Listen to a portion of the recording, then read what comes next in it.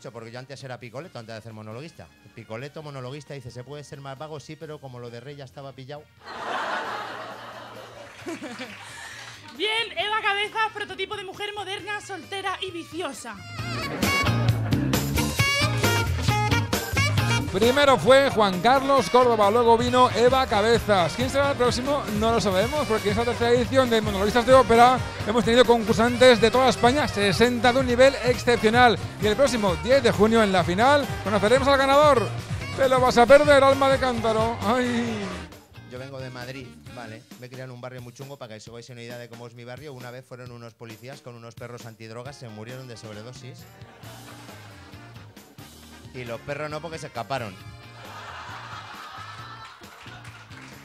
Me da lo mismo, Barça-Madrid, me da lo mismo a mí mientras yo tenga mi banquillo para el fin de semana.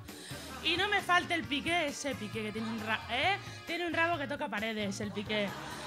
El Piqué, digo, madre de Dios, ese tío tiene un rabo de esos que te metes en medio y lo otro lo guardas para congelar.